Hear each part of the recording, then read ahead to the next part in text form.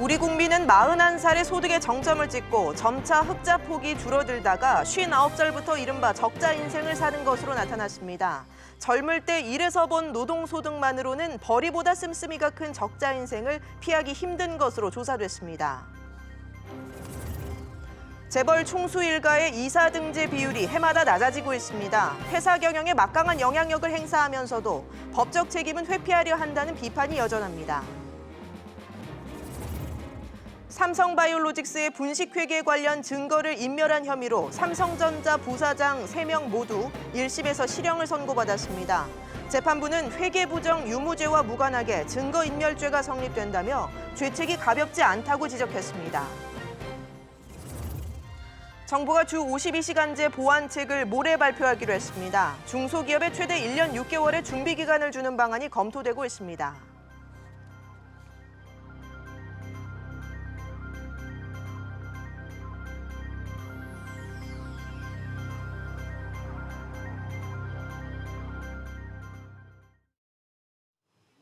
시청자 여러분 안녕하십니까? 12월 9일 비즈플러스 시작합니다. 첫 소식입니다. 난 언제쯤이나 흑자 인생이 가능할까? 청년들 대부분이 이런 고민을 할 겁니다. 생애 주기별로 우리 국민들의 재정 상황을 따져봤더니 경제 생활을 시작하는 27살부터 흑자로 돌아서고 은퇴 시점인 59살부터 다시 적자로 돌아서는 것으로 나타났습니다. 정인아 기자가 보도합니다. 우리 국민의 재정 상황을 연령대별로 따져보면 0세부터 26세까지는 이른바 적자 인생입니다. 특히 16세에서 적자 폭이 가장 컸는데 소득은 없이 고등교육을 집중적으로 받는 시기이기 때문으로 분석됩니다. 흑자로 전환되는 시점은 경제활동을 시작하는 27세였습니다. 이후 소득은 점차 늘어나 41세에 연 1,435만 원의 최대 흑자를 기록합니다. 이후 흑자폭은 다시 줄어 은퇴 시기인 59세부터는 다시 적자 단계로 진입하고 연령이 높아질수록 적자 규모는 커집니다. 다만 적자로 다시 진입하는 연령이 1년 전보다 1살 더 늘어난 것은 고무적입니다. 고령화 영향으로 은퇴 시점이 늦어지고 은퇴한 뒤에도 재취업 등으로 노동을 계속하고 있는 것으로 분석되었습니다. 소득이 없거나 적은 유년층과 노년층은 정부나 가족으로부터 소득을 지원받는 경우가 대부분인데 유년층은 부모가 부담하는 교육비와 양육비 등이 포함된 민간 이전 소득이 74조 3천억 원으로 가장 많았습니다. 반대로 노년층은 기초연금과 의료비 지원 등 정부로부터 지원받는 공공 이전 소득이 54조 7천억 원으로 가장 많았습니다. 가팔라지는 고령화 속에 노년층에 대한 재정 지출 부담은 빠르게 늘어날 것이란 전망입니다. SBS CNBC 정인아입니다. 대기업 총수 일가가 책임 경영과는 점점 더 거리를 두고 있는 것으로 나타났습니다. 총수 일가가 이사로 직접 이름을 올리는 비율이 올해도 줄어든 것으로 집계됐는데요. 취재 기자 연결합니다. 강산 기자. 네, 강산입니다. 총수 일가 이사 등재 비율 올해 또 감소했다고요? 네, 공정거래위원회에 따르면 올해 5월 말 기준 총수가 있는 49개 기업 1,800여 계열사 가운데 총수 일가가 이사로 등재된 곳은 320여 곳, 17.8%로 지난해보다 3.8%포인트 떨어졌습니다. 특히 총수 본인의 계열사 이사 등재 비율은 4.7%에 불과한 것으로 조사됐는데요. 그만큼 법적 책임은 뒤로 하고 그림자 경영을 한다는 의미로 볼 수 있습니다. 주요 기업 중 한화, 신세계, CJ, 네이버 등 19개 그룹은 아예 총수가 이사로 등재된 계열사가 단 한 곳도 없었습니다. 지난해보다 5곳이 늘었는데 특히 하나와 신세계, CJ 등 10개 그룹은 총수 본인은 물론이고 2, 3세도 이사에 등재되지 않았습니다. 이사로 등록했더라도 총수 일가는 주로 그룹 계열사 가운데 주력회사나 지주회사 또는 사익편취 규제 대상 회사에 이름을 올린 것으로 파악됐습니다. 네, 총수를 견제하는 취지에서 도입된 사회이사도 제 역할을 못하는 것으로 나타났다고요? 네, 총수가 있는 기업 집단의 이사회 안건 6,700여 건 중 99.8%가 원안 그대로 가결됐습니다. 원안대로 통과되지 않은 안건은 24건에 불과했는데요. 특히 대규모 내부 거래 안건 755건은 총수 일가의 일감 몰아주기 규제 대상을 포함해 예외 없이 모두 통과됐습니다. 사회 이사 비율이 해마다 높아지고는 있지만 실질적 견제 기능을 못하는 겁니다. 공정위는 이사회 기능이 여전히 미흡하다며 시장 감시 기능을 활성화하고 자율적인 지배구조 개선을 유도할 계획이라고 밝혔습니다. SBS CNBC 강산입니다. 서울 수도권을 중심으로 아파트 청약 과열 양상이 펼쳐지면서 정부와 경기도 과천 부동산에 대해 규제 확대를 검토하고 있습니다. 청약 1순위 자격을 얻기 위한 의무거주 기간을 늘리는 방안이 거론되고 있는데요. 취재기자를 연결합니다. 이광호 기자, 얼마나 늘리겠다는 건가요? 네, 한 지역에서 1순위 청약을 하려면 그 지역에서 의무적으로 거주해야 하는 기간을 채워야 자격이 주어지는데요. 경기도의 경우에는 1년이 이 조건인데 최근 과천시는 이 기간을 2년이나 3년으로 올리는 방안을 경기도에 건의한 것으로 전해졌습니다. 결정 권한이 있는 경기도는 이를 검토하면서 주무부처인 국토부의 의견을 물어보기도 했는데요. 경기도와 국토부는 아직 정식 검토 수준은 아니며 구체적인 내용은 결정되지 않았다고 설명했습니다. 네, 구체적으로 결정되진 않았지만 일단 검토는 하고 있다는 건데 최근 과천 아파트 시장이 어떻길래 이러는 건가요? 네, 경기도 과천시는 최근 주택 청약 시장에서 가장 큰 관심을 받고 있는 곳 중에 하나입니다. 인구수는 6만 명도 안 되는데 서울 접근성이 좋고 앞으로 지어질 아파트도 많아서 전세로 의무거주 기간을 채운 뒤 1순위로 청약을 하려는 수요가 몰리고 있는 겁니다. 특히 소형 아파트 위주로 물량이 씨가 말랐다는 말까지 나올 정도로 전세 시장에 열풍이 불고 있습니다. 이 같은 분위기 속에 전세값은 올해 들어 지난주까지 10% 넘게 오르면서 전국에서 가장 높은 상승률을 기록했고 지난주 일주일 동안에만 1% 넘게 오를 정도로 과열 양상을 보이고 있습니다. SBS CNBC 이광호입니다. 우리 국민 100명 가운데 1명이 사채와 같은 불법 사금융을 7조 원 넘게 이용한 것으로 추정된다는 조사 결과가 나왔습니다. 특히 최근 들어서 고령층, 가정주부 등 상환 능력이 낮은 취약계층의 불법 사금융 의존도가 높아진 것으로 드러났습니다. 류정은 기자가 보도합니다. 금융감독원이 성인을 대상으로 사채나 미등록 대부업체 등에 대한 실태를 조사했는데 불법 사금융 시장에서 돈을 빌린 사람이 지난해 말 기준 41만 명으로 추산됐습니다. 특히 이들이 빌린 돈은 7조 1천억 원에 달했습니다.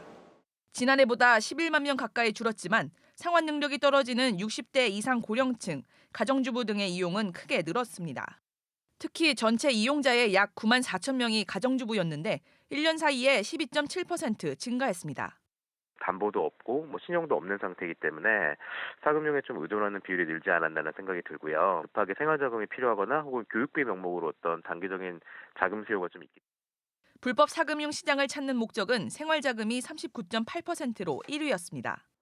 이어 사업자금과 대출금 상환 순이었고 소득별로는 월소득 200만 원 이상, 300만 원 미만이 27.3%로 가장 많았습니다. 한편 법정 최고금리가 27.9%에서 24%로 인하된 것을 알고 있는 국민은 전체의 21.8%에 불과했습니다.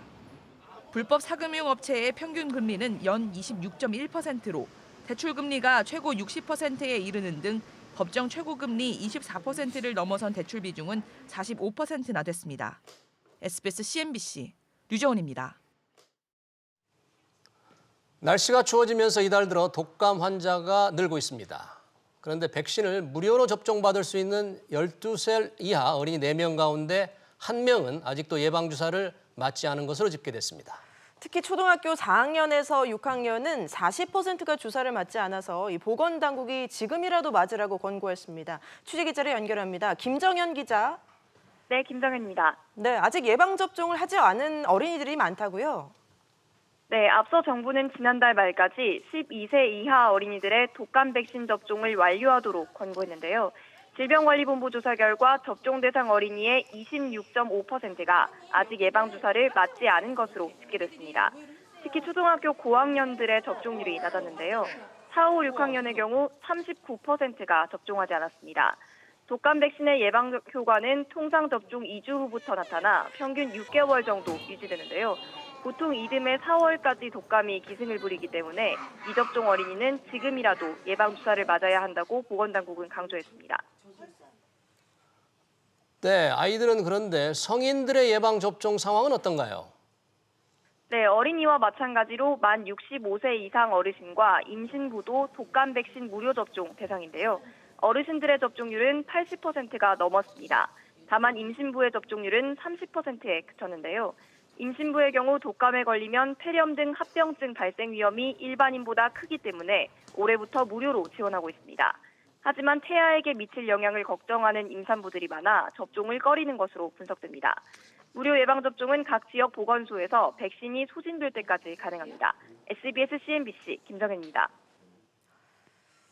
은성수 금융위원장이 금융기관의 영업을 고려해 정부 정책을 펼 수는 없다는 입장을 밝혔습니다. 은 위원장은 기자들과 만나 해외 금리 연계 파생 결합 펀드, DLF 사태 종합 방안 개선안과 관련해 이같이 설명하고 사실상 후속 대책에서 은행권의 의견을 수용할 수 없다는 뜻을 시사했습니다. 은 위원장은 오는 12일 은행장들과 간담회를 한 뒤 DLF 종합대책 개선안을 발표할 예정입니다.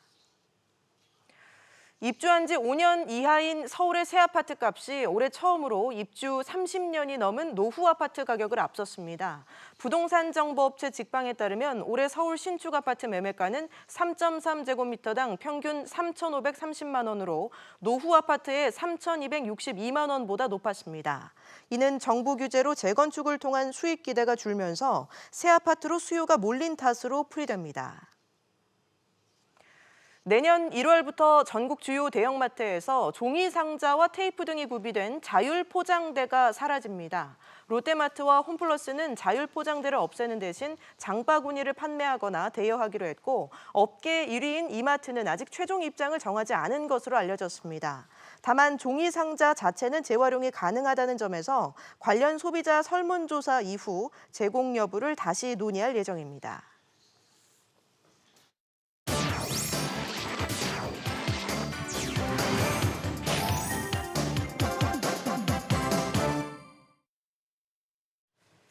삼성 바이오로직스의 분식 회계 의혹과 관련해 증거인멸 혐의로 기소된 삼성 고위급 임원 3명 모두에게 1심에서 실형이 선고됐습니다. 네, 황인표 기자와 함께 오늘 판결의 의미와 파장 자세히 짚어보겠습니다.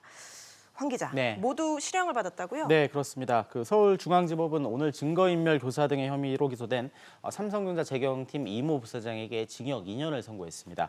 또 삼성전자 사업지원 태스크포스 소속인 김모 부사장과 박모 부사장에게는 나란히 징역 1년 6개월의 실형이 선고됐습니다. 같은 혐의로 기소된 나머지 5명에 대해서는 모두 집행유예가 선고됐습니다. 이 재판부는 엄청난 양의 자료 일체를 그룹 차원에서 조직적이고 대대적으로 인멸 은닉하게 했다며 형사 책임의 경중을 판단할 수 있는 증거들이 사라져 실체적 진실 발견에 지장을 초래해 결코 죄책이 가볍지 않다고 설명했습니다. 앞서 검찰은 지난 10월 열린 결심 공판에서 이 부사장에게 징역 4년을 구형하는 등 모두 1년에서 4년의 징역을 선고해달라고 재판부에 요청한 바 있습니다. 네, 오늘 실형이라는 중형을 선고받은 임원들, 구체적인 혐의는 어떤 건가요? 네, 이 부사장 등은 삼성바이오 분식회계 의혹에 대해서 검찰 수사가 예상이 되자 지난해 5월부터 삼성바이오와 삼성에피스 내부 문건 등을 은폐 조작하도록 지시한 혐의로 재판에 넘겨졌는데요. 이 검찰 조사 결과 이들 임원은 직원 수십 명의 휴대전화와 노트북에 이재용 부회장을 뜻하는 JY 또 VIP 그리고 합병 등의 단어를 검색해서 삭제하도록 지시한 혐의를 받고 있습니다. 또 회사 공용 서버 본체 등 증거물을 공장 바닥 아래 숨기도록 한 혐의도 받고 있습니다. 이 검찰 조사 결과 일부 고위 임원들은 지시하는 것을 넘어서 직접 현장에 나가서 증거인멸을 주도한 것으로 나타났습니다. 네, 그럼 이번 판결이 삼성바이오 다른 재판에는 어떤 영향을 줄까요? 이들이 유죄 판결을 받으면 아직 조사 결과도 나오지 않은 삼성바이오의 분식회계 의혹도 결국 나중에 재판부가 유죄로 볼 수 있지 않겠냐 이런 예측이 좀 나왔었습니다. 또 만약에 이 분식회계가 유죄라면 이재용 부회장의 경영권 승계를 원활하게 하기 위해서 무리하게 삼성바이오의 가치를 뻥튀기 한 것 아니냐 이런 추론도 가능합니다. 하지만 오늘 재판부는 삼성바이오로직스에서 회계 부정이 있었냐는 쟁점에 대해선 어떤 최종적인 결론을 내지 않았다며 이와 무관하게 증거인멸죄가 성립한다고 판단했습니다. 분식회계가 실제로 있었는지 여부는 중요하지 않게 본 겁니다. 한편 재판부는 삼성의 기업 문화에 대해서도 질책을 해 눈길을 끌었는데요. 이 상사 지시에 부하 직원이 불법과 합법을 따지지 않고 무조건 따른다면 이 세계적인 기업 삼성에게 바람직한 것인지 의문이라며 이 삼성의 성장이라는 것도 법과 절차에 따라 공정하게 이루어져야 이 국민들로부터 응원을 받는다고 지적했습니다. 네, 알겠습니다. 황 기자 얘기 잘 들었습니다. 여야 3당이 내년 예산안을 내일 처리하고 패스트트랙 법안의 본회의 상정을 보류하기로 했습니다. 탄력근로제 확대안은 이번 정기국회에선 통과하기 어려워졌습니다. 이런 가운데 고용노동부가 국회의 탄력근로제 입법 불발에 대비해서 주 52시간제 보완 대책을 이번 주 발표할 것이라는 관측이 나오고 있습니다. 장가희 기자와 자세한 얘기 나눠보겠습니다. 네, 장 기자 어서 오십시오. 오늘 여야 3당이 이제 예산을 내년 처리하기로 했고 패스트트랙 법안은 연기를 하기로 했지 않습니까? 그러면 52시간제 보완 대책은 올해 국회에서 통과 가능성이 있지 않나요? 네, 이 내년 예산안 패스트트랙 법안에 대한 여야 합의가 이루어지긴 했지만 탄력근로제 확대는 정기국회에서 통과하기는 어려워졌습니다. 국회 환경노동위원회는 지난달 26일 여야 간사단 회동에서 이견을 보인 뒤 이후 논의 일정을 잡지 못해 왔습니다. 환노위원장인 김학용 자유한국당 의원은 간사당 회동 하루 뒤 페이스북에 탄력근로제 단위기간 6개월과 선택근로제 3개월 연장에 합의해달라고 촉구했는데요. 다만 여당인 더불어민주당은 탄력근로 단위기간 6개월 확대만 근로기준법에서 보완하면 된다는 입장으로 대치해 왔습니다. 네, 정부가 이 입법 불발에 대비해서 보완책을 이번 주에 발표할 것이라는 전망이 나오는데 어떤 내용이 담길까요? 네, 정부는 우선 이 중소기업 전체에 대해서 최소 1년 이상 계도기관을 일괄 적용할 방침입니다. 만약 1년으로 부족하면 개선 계획을 제출하는 것을 전제로 50인에서 99인 기업은 6개월, 그리고 100인에서 300인 미만 기업은 3개월의 계도기간을 더 부여할 것으로 알려졌습니다.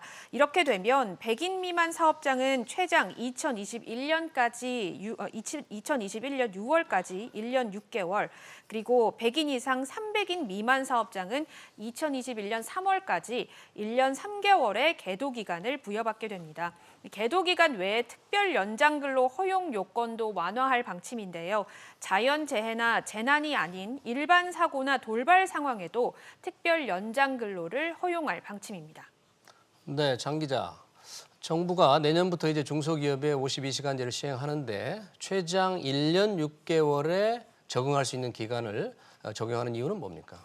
네, 이재갑 고용노동부 장관은 정기국회 종료 다음 날, 그러니까 11일이죠. 정부 서울청사에서 보완책을 발표할 계획인데요. 정기국회에서 탄력근로제 단위기간 연장 등을 담은 근로기준법 개정안이 통과될 가능성이 거의 없기 때문입니다.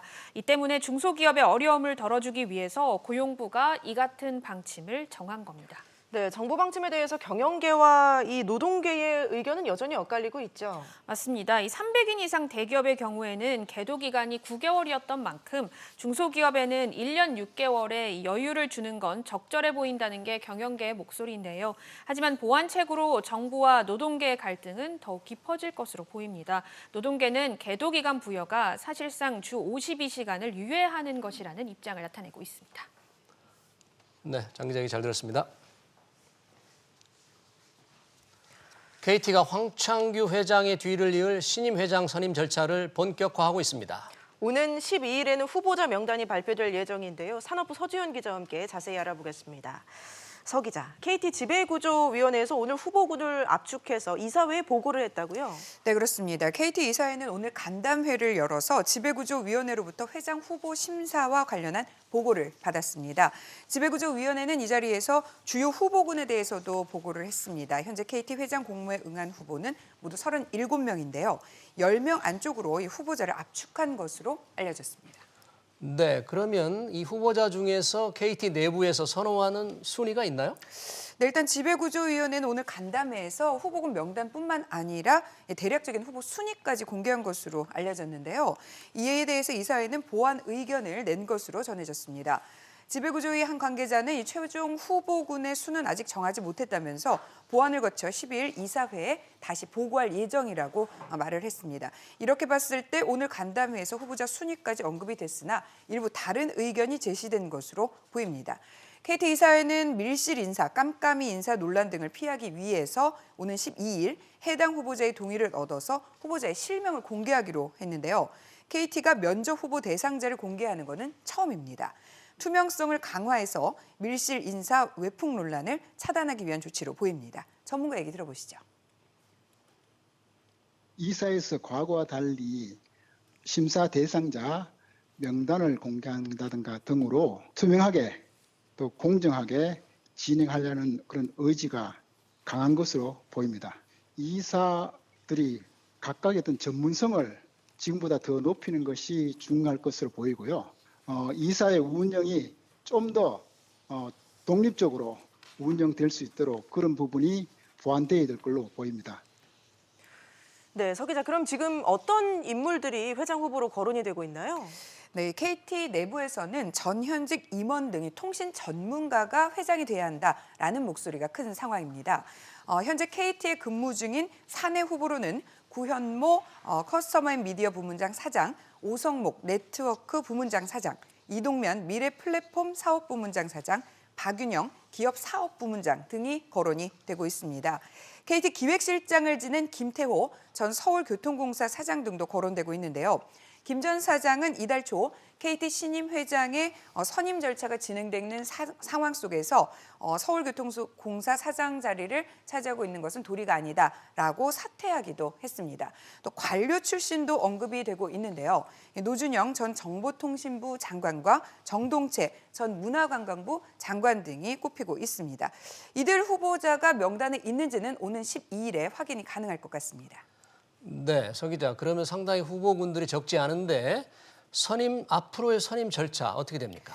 네, 일단 후보가 정해지면 회장 후보심사위원회는 이사회가 정한 심사 기준에 따라서 회장 후보자들을 심층 평가하게 됩니다. 면접을 거쳐서 이 3명 내외로 후보자들을 압축해서 이런 심사 의견을 이사회에 보고하게 되는데요. 이사회는 이들 후보자들 가운데 1명을 회장 후보로 확정하게 됩니다. 내부적으로는 올해 안에 1명을 정하고 내년 3월 주주총회에서 최종 선임을 하는 일정이 추진이 되고 있습니다. 네, 서 기자 수고했습니다.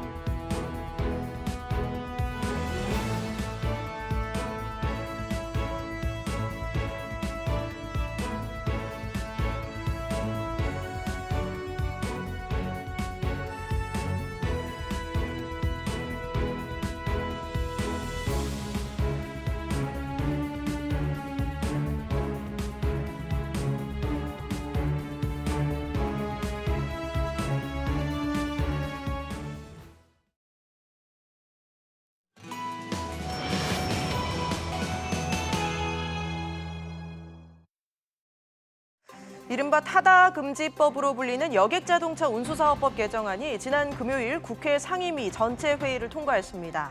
타다금지법이 시행되면 어떤 변화가 생기는 걸까요? 현행법상 타다는 고객에게 11에서 15인승 승합차를 빌려주면서 운전기사를 소개해줄 수가 있는데요. 이 타다금지법은 이때 승합차를 6시간 이상 빌려주거나 또 차를 타고 내리는 장소를 공항이나 항만으로 제한을 하고 있습니다. 따라서 지금 타다처럼 도심 어디서나 단거리 단시간으로 이용하는 건 불법이 되는 겁니다. 그럼 여러분들 이 타다에 대한 생각은 어떠신가요? 최근 성인 남녀 500명을 대상으로 한 여론조사 결과를 보면 절반이 타다가 혁신 서비스라며 긍정적인 평가를 내렸고요. 25% 정도는 불법으로 봤습니다. 이런 여론을 얻고 이재용 소카 대표는 SNS를 통해서 시대착오적인 붉은 깃발법이다. 국민이 얻는 편익은 뭐냐며 항변을 이어가고 있고요. 또 박용만 대한상공회의소 회장도 이 타다금지법 통과 움직임에 미래를 막는 선례라며 가슴이 답답하다고 비판을 했습니다. 이렇게 업계에서는 성장성이 큰 세계 승차 공유 시장에서 우리가 완전히 뒤처질 수 있다는 우려가 나오는데요. 관련 시장은 6년 사이 규모가 5배 가까이, 또 이용객 수도 3배 가까이 늘어날 전망입니다. 오늘 집중진단에서는 이 혁신이냐 불법이냐 갈림길에 선 타다를 둘러싼 논란과 혁신 산업의 미래를 짚어보겠습니다. 여러분들의 의견을 문자로 보내주시면 실시간으로 토론에 반영이 되는데요. 샵 3698번으로 많은 문자 보내주시기 바랍니다.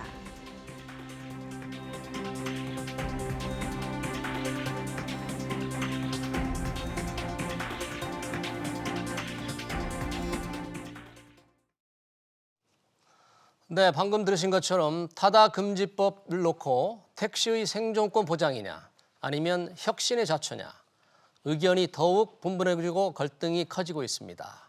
타다 금지법을 처음으로 발의한 김경진 무소속 의원 그리고 위정현 중앙대 경영학부 교수를 모시고 타다 논쟁을 이어가 보겠습니다. 자, 김 의원님. 네. 어서 오십시오. 위정현 교수님 어서 오십시오. 김 의원님, 지난 6일 이제 타다 법이 국회 국토교통위원회 이제 상임위에서 통과되지 않습니까? 네, 네. 사실상 처음 발의하셨는데 네. 어떻습니까? 이 국회 상임위에서 법안이 의외로 상당히 빨리 통과가 됐는데 네, 처음 네. 발의하신 의원으로서 그 소감을 한번 말씀해 주시죠. 일단 이제 제 상임위는 과학기술정보통신 상임위이기 때문에 네, 네. 이제 빨리 통과시켜준 국토교통위 소속 의원들께 감사를 드리고요. 네.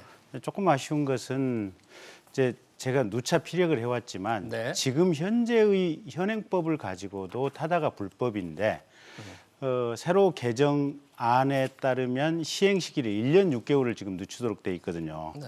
근데 타다 측에서는 이제 자신들이 합법적인 영업을 하고 있다고 억지 주장을 하고 있는 이런 상황인데 네. 이 억지 주장이 1년 6개월이 더 연장될 가능성이 있다라는 점에서는 사실은 국토교통위 결정에 조금은 아쉬움이 남는다. 그렇게 생각을 하고 있습니다. 근데 1년 6개월이라는 것은 이제 법이 통과되고 난 이후에 시행 시기, 시행 적용 네, 유예 기간 네, 그리고 네. 처벌 유예 기간 합해서 1년 6개월인데 네. 어떤 법이든지 통과되고 나면 적응할 시간은 필요할 것 같은데 예. 위정현 교수님 지금 우리 김 의원께서 조금 1년 6개월의 적용 그런 가능 시간을 좀 넣고 오히려 아쉽다 이런 말씀을 하셨는데 상당히 혁신 성장의 중요성을 강조하신 교수님으로서 이 타다 금지법에 대한 우리 김 의원님의 평가 어떻게 보세요?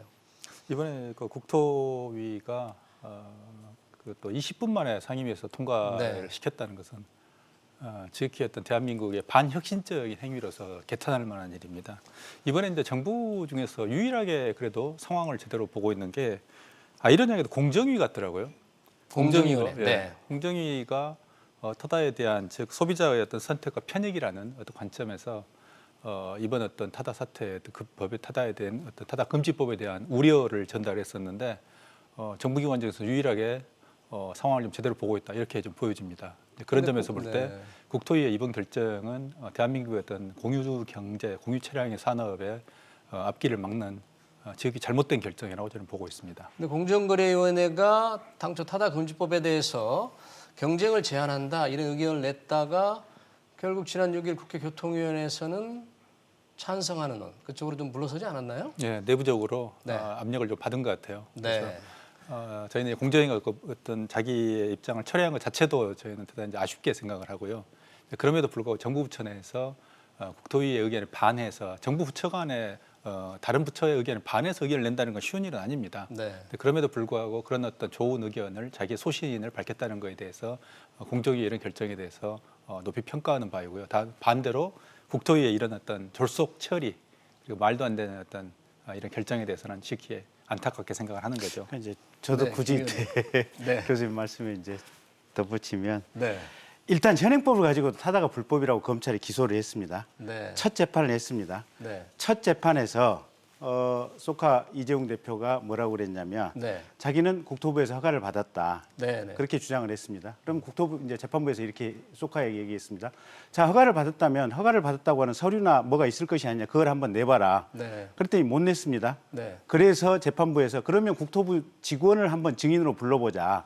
그래서 국토부에서 허가를 받았다고 하는 당신 말이 맞는지 틀리는지 한번 확인해 보자. 네. 일단 그 재판이 이제 그런 상황이고요. 네. 어쨌든 검찰에서는 불법이라고 기소를 했습니다. 네. 두 번째, 이번 입법과 관련해서 청와대 정책실장을 하고 있는 전임 공정거래위원장인 김상조 실장이 나와서 네. 타다가 현행법상으로도 문제가 많고 네. 택시와 상생에도 문제가 많기 때문에 네.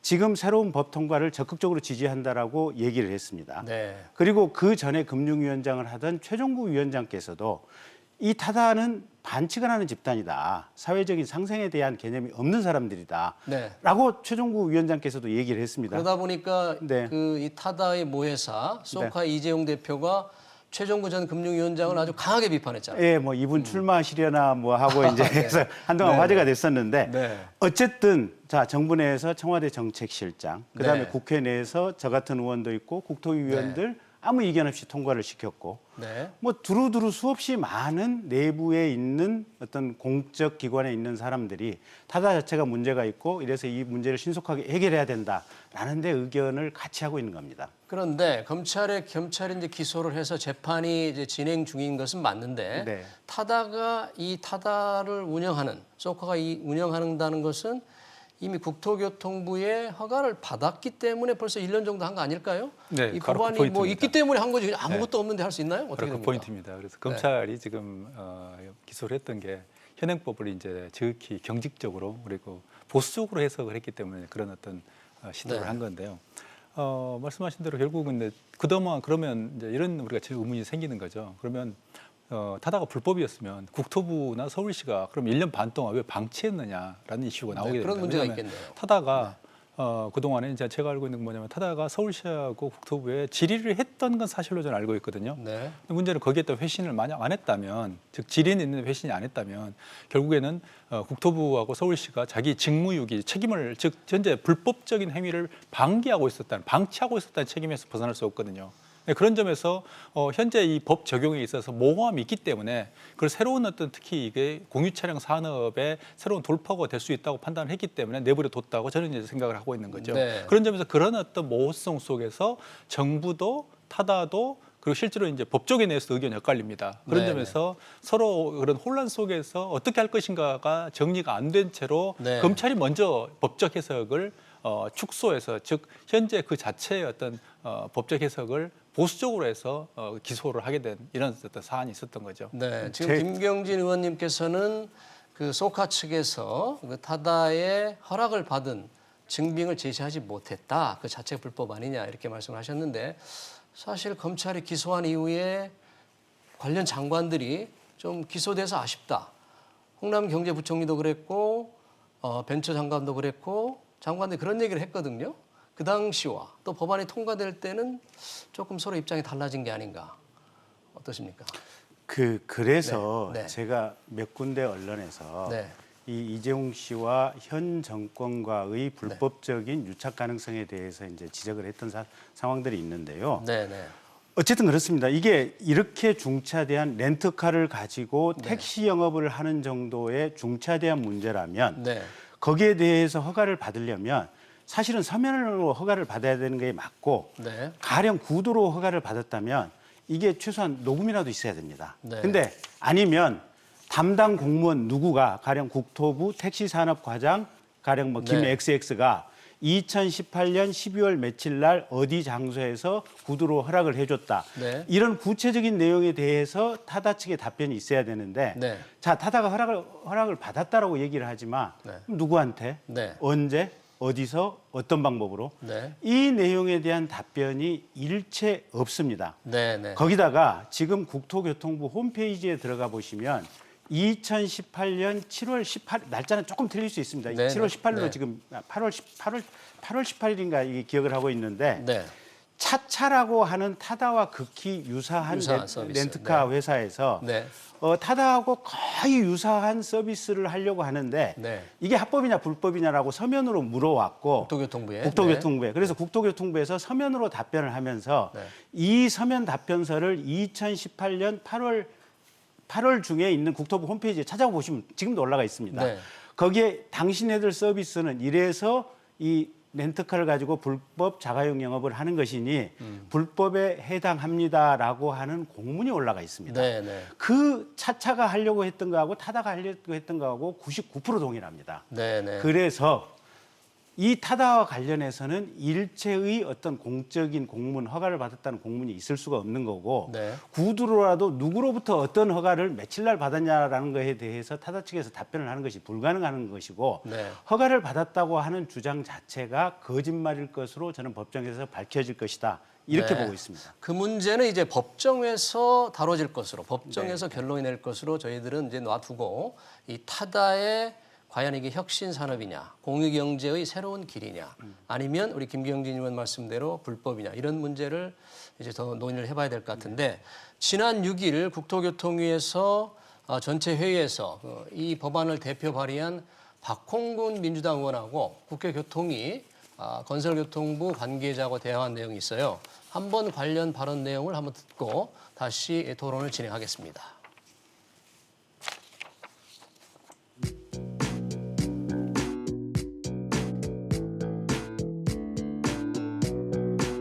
오늘 여기 통과될 여객운수법이 타다 금지법입니까?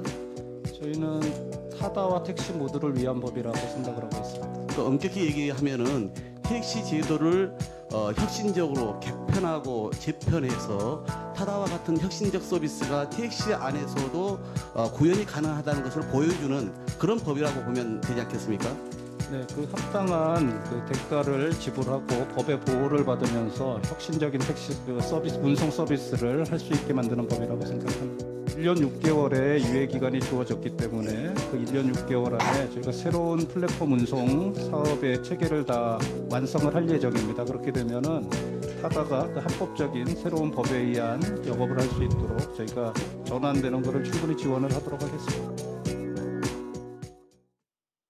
네, 방금 국회교통위원회 토론 내용을 보셨는데 김경욱 교통부 차관의 말처럼 1년 6개월의 유예 기간에 플랫폼 운송 사업자로서 타다가 거기에 적응하는 시간을 준다. 그 법안 내용을 보면은 유정현 교수님, 그 1년 6개월 유예 기간이라고는 하지만 플랫폼 운송 사업의 그 체계를 완성해서 타다가 과연 제대로 할 수 있는지 법안 내용을 본다면 거의 불가능하다는 게 소카 측의 주장인데 지금 어떻게 생각하십니까? 실질적으로 불가능합니다. 그래서 네. 조금 전에 이제 화면에서 이제 박홍근 의원이 이야기한 것 중에서 택시 제도를 혁신적으로 개편 또는 타다와 같은 혁신 서비스가 택시 안에서 구현이 가능라고 네. 하고 있는데 그건 말 자체가 말이 안 되는 이야기고요. 네. 기존의 어떤 택시 산업이라는 것은 정말 변화하기 어려운 산업입니다. 그리고 더구나 지금 현재 규제 속에서 현재 생존하고 있는 산업이기 때문에 택시가 변했으면 그동안에 이제 카풀 등등 논란이 이미 여러 차례에 걸쳐서 몇 년에 걸쳐 있었기 때문에 이미 변했을 겁니다. 그런데 이게 이제 규제 산업 안에서 결국 이렇게 생존하고 있기 때문에 어렵다는 거고요. 그리고 현재 지금 1년 6개월이라고 이야기를 했지만 그러면 이제 근본적으로 이 현재 타다 금지법은 말 그대로 금지법인 게 택시 어떤 타다의 손발을 다 잘라낸 겁니다. 네. 그러면 예를 들어서 140만 명이 현재 좀 이용을 한 누적 숫자입니다만 네. 항만과 공항에서 몇 명이 이용을 할 수 있으며 그러니까 네. 출발과 도착이 항만과 공항이어야 되거든요. 네. 그리고 또한 예를 들면 6시간 이상 대여 이런 게 나와 있습니다.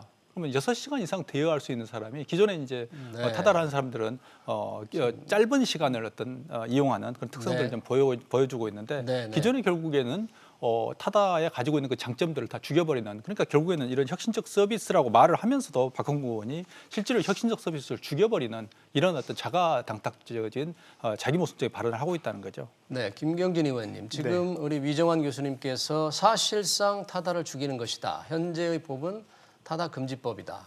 그러니까 플랫폼 운송 사업 체계 안에서 제대로 하기가 어렵다는데 김 의원님은 그러면 아예 타다를 못하게 해야 된다는 게 이 법안의 말하는 취지입니다. 그런 식의 타다라면 죽어야죠. 네. 근데 정부도 그렇고 국회도 그렇고 저희가 바라는 바는 제발 타다 서비스 계속 해주세요라는 겁니다. 아니, 현실적으로 하기가 불가능하다는 아니 네. 뭐냐면 네. 렌트카 허가를 받고 콜택시 영업을 하는 것은 하지 말고 네. 렌트카 대신에 지금 법 개정안에 뭐가 들어가 있냐면 네. 플랫폼 운송 사업자라고 하는 네. 정식 일종의 택시 면허 비슷한 게 들어가 있습니다. 택시 면허. 예, 이 플랫폼 운송 사업 택시 면허를 받고 하시라. 그러니까 국민들이 타다를 좋아하는 것은 뭐냐면 자, 실내 공간이 널찍하죠. 네. 클래식 음악 틀어주죠. 그다음에 과속 안 하죠. 네. 뭐 이런 어떤 이제 이 안에 이제 핸드폰 네, 네. 충전기 비치돼 있죠. 이런 편리함을 보고 이제 승객 국민들이 타다에 열광을 하는 거 아니겠습니까? 네, 네, 네. 근데 반면에 타다에는 우리가 눈에 보이지 않는 약점들이 있습니다. 네. 그러니까 택시 기사 같은 경우는 법에 네. 택시 기사를 하기 위해서는 5년 이상의 무사고 경력이 있어야 됩니다. 네, 네. 음주운전 한 번만 하면 택시 기사 2번 다시 할 수 없습니다. 네. 범죄 전과 없애야 됩니다. 네. 그다음에 전염병이라든지 어떤 건강이 굉장히 어떤 건강 관리가 엄격하게 돼야 됩니다. 대중들하고 접촉을 하는 직업이니까 이런 택시와 관련해서 여러 가지 이 대중들과 접촉하기 때문에 필요한 규제 조치들이 있습니다. 네네. 그러면 타다가 플랫폼 운송 사업 면허를 받고 그런 최소한의 요건을 갖춘 상태에서 제발 현재 갖추고 있는 널찍한 서비스, 실내 공간, 네네. 클래식 음악, 천천히 가는 거 이 서비스 제발 해주세요. 알겠습니다. 그래서 면허만 네네. 택시 면허, 플랫폼 운송 사업 면허만 받고 제발 해주세요. 네. 라는 것이 저희 이 국회와 국토교통부의 바람이기 때문에 현재처럼 렌트카 면허를 가지고 택시 영업을 하는 거 제발 하지 마세요. 그건 불법입니다. 지금도 불법이죠. 앞으로도 네, 불법입니다. 김 의원님, 예. 그러나 이 플랫폼 사업자로서 택시 사업자와 같은 자격 조건과 네. 같은 기준으로 제발 하라 그런 얘기잖아요. 그렇다면 유정현 교수님, 그렇다면 결국은 택시 사업자를 하나 더 늘리고 기존 택시 사업자와 대치 순환밖에 안 되는 꼴인데, 그렇다면 우리 공유 경제로 나가는 길목에서 타다의 새로운 산업의 비즈니스 모델이 전혀 주목을 받지 못하지 않을까요? 택시 네. 사업자를 대체하는 그런 얘기 아닌가요? 그러니까 결국 택시 아까 네. 박홍근 의원도 그렇고 국토부 차관도 이야기가 택시 사업이라는 이야기를 반복적으로 합니다. 네. 그러니까 우리나라가 지금 공유경제에서 택시 산업은 이미 죽어가는 산업이거든요. 네. 그러니까 예를 들어서 1975년에 택시의 어떤 여객 운송 부담률이 47%였는데 현재 2017년이 되면 2.9%밖에 안 됩니다.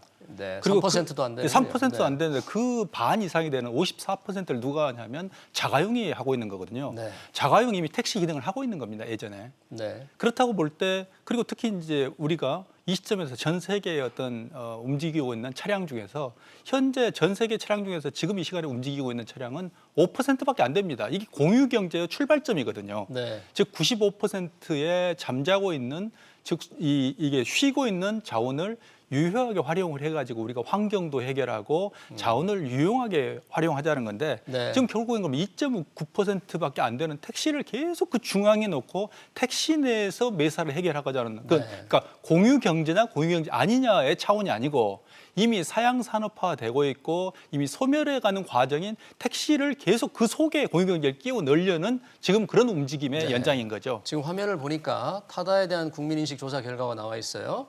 이걸 혁신 서비스로 생각하는 게 50% 가까이 되고 불법 서비스가 25%. 그러니까 저 두 가지만 보면 이제 혁신 서비스로 생각한다는 게 배 정도 되는데. 그러니까 이제 김경진 의원님. 저런 거죠. 네. 서비스 내용으로 보면 택시보다는 업그레이드돼 있으니까 혁신이라고 볼 수 있는 측면이 분명히 있죠. 네. 법적으로 보면 렌트카 면허를 가지고 택시를 하고 있으니까 이건 불법인 거죠. 둘 다 말이 되는 거죠. 근데 의원님, 어쨌든 그런데 뭐가 됐든 네. 제가 하고 이제 저희 이 공직자들이 하고자 하는 얘기는 뭐냐면 택시가 서비스 측면에서는 타다보다 부족하지만 우리 눈에 보이지 않는 안전 장치, 그러니까 대중교통이라고 하는 큰 틀의 교통 체계의 어떤 안전 장치들이 굉장히 잘 돼 있습니다. 근데 타다는 제도적으로 그런 안전 장치들이 전혀 없습니다. 그러니까 아까 말씀드렸던 운전자의 전과, 음주운전, 뭐 이런 건강 상태 이런 것들을 제도적으로 체크할 수 있는 길 자체가 아예 없는 겁니다. 그래서 타다가 가지고 있는 위험성이 그만큼 크니 그거를 택시가 가지고 있는 장점을 전제로 해서 타다가 국민들에게 현재처럼 좋은 서비스를 제공하는 것을 계속 해주라라고 하는 것이 저희 공직자들의 바람인 겁니다. 근데 현재 법을 자꾸 이제 의원님께서 말씀하시는데 예를 들어서 그 의원님 우리가 이제 지금 시점에서 우리가 참 놀라운 이야기가 있는데 우편법 혹시 조사해 보셨어요? 우편법. 우편법은요 2013년까지 이메일은 불법이었습니다. 그건 뭐냐면 우편법 46조에 보면 뭐냐면요. 사업 독점권 침해의 죄, 타인을 위한 서신의 송달 행위를 업으로 하거나 자기 조직이나 계통을 이용하여 전달한 행위는 3년 이하의 징역 또는 3천만 원 이하의 벌금이에요. 지금 택배 우편뿐만 아니라 그 이메일뿐만 아니라 택배도 불법이었습니다. 처음 출발할 때는. 그래서 근데 그걸 2013년에 법 개정을 통해서 정통부 장관이 이걸 허가한다 이런 식으로 바꿔준 거거든요. 그러니까 10여 년 동안 우리가 지금 너무나 자연스럽게 쓰고 있는 이메일도 90년대 후반에서는 위법이었고 불법이었고 징역 3년 이하에 3천만 원 이하의 벌금이었습니다. 네, 자, 네. 그러면 우리가 그런 식으로 따지면 현 법 체계에 안 맞는 새로운 산업, 혁신 산업이 계속 생기고 있는데 혁신 산업은 그러면 기본적으로 다 죽어야 된다는 논리가 됩니다. 법 체계 내에서는 전부 불법이기 때문에 그걸 단죄를 해야 되는 거거든요. 아니 그러니까 네. 타다가 100% 선이라면 네. 우리 유 교수님 말씀이 맞겠어요. 네. 제도적인 미비니까 즉시 허용하는 게 맞는데 네. 타다가 가지고 있는 결함들이 있거든요. 그러니까 네. 아까 말씀드린 대로 타다 운전 기사에 대해서 법적인 어떤 자격 요건 네. 규정이 전혀 없다는 것 이런 네, 것들이 네. 하나가 되고 두 번째는 가령 종합보험 처리도 안 됩니다. 물론 네, 이제 네. 이거는 금감위에서 보험 제도를 설계하면 되긴 되겠지만 네, 네. 어쨌든 사고 났을 때 종합보험 처리도 안 되는 겁니다. 그러니까 운전자의 자격과 네. 보험 미비. 예, 그다음에 네. 세 번째는 타다 회사가 운전 기사들을 매일 시간제 일당으로 지금 고용을 하고 있습니다. 네, 네. 그래서 내일이라도 당신 배차 없어 나오지 마 하면 하는 순간 잘리는 겁니다. 네, 네. 그럼 운전 기사들은 얼마만큼 불편한 마음으로 운전을 하겠습니까? 네, 네. 자기 개인 택시를 운전하는 사람하고 회사 택시 최소한 잘못하지 않으면 강제로 해고는 안 당하지 않습니까? 보면 네, 네. 이런 법적인 제도적인 안전장치의 틀 안에서 운전을 하는 이런 경우하고 회사에서 당신 나오지 마 배차 없어 하는 네. 순간 잘리는 이 운전하고 얼마만큼 차이가 있습니까? 그러니까 네. 이 타다가 가지고 있는 법적 제도적 취약점들이 많이 있으니 네. 그게 기존의 택시라고 하는 제도가 잘 돼 있으니 이 플랫폼 운송 사업자의 허가를 받아서 이 택시의 어떤 전제 조건 하에서 타다를 운영하면 정부에서도 지금 그럽니다. 플랫폼 운송 사업자 같은 경우는 요금도 택시보다는 조금 자유롭게 해주겠다. 그다음에 타다 차량은 지금 디젤 차량이거든요. 이게 이 미세먼지 배출의 주역이라고 하는데 이 디젤 차량 같은 경우도 차량 종별을 조금 자유롭게 해주겠다. 정부에서 타다 측에 여러 가지 지금 가능성들을 오히려 좀 특혜라고 비춰질 정도로 넓혀주려고 하는데 네. 가장 기본적인 안전담보 장치마저도 타다 측은 안 받겠다고 주장을 하면서 네, 이 네. 서비스의 측면가를 가지고 자기들은 혁신이다라고 이게 국민들을 속여먹고 의원님, 있는 겁니다. 그러면 그런 그 택시 운전자들의 자격이라든지 보험 문제 등은 소카 측에서 좀 갖추면 될 것도 같긴 한데 그래서 요번에 그거보다도요. 예, 그래서 지금- 요번에 저기 네. 이 박홍근 의원 얘기가 아니 타다하고 서로 네, 상생할 수 있는 법이다. 타다 금지법이 아니라 타다 허용법이다. 네. 이 전제 조건만 받아들이고 타다 계속 하면 된다. 그 얘기를 반복해서 하는 겁니다. 근데 의원님 생각을 해보세요. 근데 네. 거기 법에서 대단히 중요한 게 뭐냐면 택시 예를 들어 면허권을 사야 됩니다. 택시 예를 들어 면허 한 대당 예를 들면 8천만 원 정도 되는 거잖아요. 택시 사업자가 되는 거죠. 예, 되라는 택시 거죠? 사업자가 네. 되는 거죠. 그러면 예를 들면 100대를 사게 되면 80억이 들어가고요. 1000대를 사게 되면 800억이 들어갑니다. 네, 네. 그건 타다 보고 800억을 내놓고 택시 사업을 하라는 이야기하고 똑같은 겁니다. 지금 제가 네네. 좀 더 정확하게 설명을 네네. 드릴까요? 면허를 사라는 게 아니고 국가가 이제 이 법이 이제 통과되고 나면 시행이 될 거 아닙니까? 그러면 시행령에서 정하는 금액의 분담금을 국가에다가 내라라는 네. 거고 근데 이 그- 면허를 잠깐만 들어보셔요, 교수님. 네. 분담금을 내라라는 거고 그러면 그 분담금을 왜 받냐? 이게 택시도 그렇고 버스도 그렇고 이 대중교통이라고 하는 것은 도로도 이용하고 여러 가지 교통 체증도 있고 여러 가지 교통과 관련되는 네네. 상황들이 많이 있는 것 아니겠습니까? 거기다가 지금 현재 전국에 택시가 27만 대가 있는데 이 27만 대 자체가 이미 과잉입니다. 아침 네네. 출근 자, 시간 김 의원 잘 알겠습니다. 네. 자, 김 의원께서 아주 좋은 말씀을 하셨는데 그래도 이게 지금 세계적인 모빌리티 경제의 출발, 우리 한국이 상당히 늦어요. 그러니까 택시의 면허 문제와 함께 이번 타다가 그건 모빌리티 사업에 우리에서 어떤 새로운 출발을 알리는 그런 것도 될 수 있을 텐데 향후 전망을 어떻게 하십니까? 이렇게 신산업이 싹이 잘린다면 미래가 있을까요? 단적으로 네. 우리는 그 현재 기업의 공유 차량 기업의 시가총액 기업 가치에서 우리는 이야기할 수 있을 네. 것 같습니다. 카카오 모빌리티 현재 기업 가치는 1조 한 5천억 됩니다. 네, 우버는 현재 100조입니다. 네, 네, 그리고 디디 추싱은 중국의 디디 추싱은 67조입니다. 네, 네. 즉 디디 추싱만 하더라도 카카오 모빌리티의 50배가 넘는 거고요. 네. 우버는 거의 한 100배 가까이 되는 거죠. 네. 이미 우리나라 공유 차량은 타다가 사실 혁신이다 아니다 네. 이슈를 떠나서 이미 우리나라는 공유 경제 자체가 공유 차량 자체가 글로벌 이런 이 경쟁에 따라갈 수도 없는 상황에 와 있기 때문에 지금 타다나 카카오 카풀을 전면 허용한다고 해도 우리는 이미 따라갈 수 없습니다. 네. 그런데도 불구하고 국회에서 박원gun 의원 같은 저런 분들이 이런 글로벌 저 어떤 같은 저런 분입니다. 네, 네. 아니 그래서 그 박원gun 의원 제가 법안 발의한 최초 당사자입니다. 발의하셨습니다. 네, 의원님, 그래도 의원님 제 눈앞에 계시니까 제가 또 이렇게 의원님을 이제 빼고 이제 네, 네. 박원gun 의원을 이야기하는 네. 거죠. 그런 분들이 이런 글로벌 어떤 공유 경제 경제나 공유 차량이 얼마만큼의 가치를 가지고 있고 네. 발전했는가 하는 것들을 이해를 해주셨으면 좋겠다는 거죠. 네, 그런 부분들이 정치권에서도 가말이 좀 필요한 것 같고. 아니 저게 네. 제가 말씀을 드리면 공유라고 하는 단어가 사기고요. 김 의원님 좀 짧게 부탁합니다. 예, 어차피 시간제로 그냥 사람 태우고 돈 받고 다니는 이제 유상 운송 사업이고요. 택시 일종의 네. 연형 택시고요. 네. 두 번째는 우버라든지 뭐 디디 출신 우버 같은 경우도 지금 만성적인 적자에 시달리고 있고 네. 캘리포니아나 런던이나 전 세계적으로 지금 우버를 금지시켜야 된다고 하는 입법을 추진하고 있는 나라들이 많습니다. 있죠. 네. 처음에 멋모르고 이 우버를 사회적으로 받아들였다가 이게 잘못됐다는 뼈저린 후회를 하는 나라들이 많고 네네. 오히려 대한민국이 최초에 몇 년 전에 우리가 박근혜 대통령 시절에 우버 금지했던 게 정말 선견지명이 있었다는 거고 네. 지금 카카오 카풀도 타다는 자. 그렇게 못하겠다고 하지만 카카오 카풀도 대구의 택시 회사 지금 한 천여 군데 천여 대 있는 택시 회사를 인수를 해서 택시 회사로서 카카오 카풀이 다시 재시작을 하고 있는 겁니다. 네, 김 의원님. 타다 좀 네. 배우십시오. 여기서 아무래도 시간 관계상 마쳐야 될 것 같습니다. 시간이 많으면 더 논란이 될 것 같은데 네, 오늘 네. 두 분 고맙습니다. 오늘 이제 무소속에 이 타다 토론을 위해서 김경진 의원, 광주 북구 갑 지역구를 두고 있는 김경진 의원과 위정현 중앙대 경영학부 교수님 고맙습니다. 감사합니다. 고맙습니다.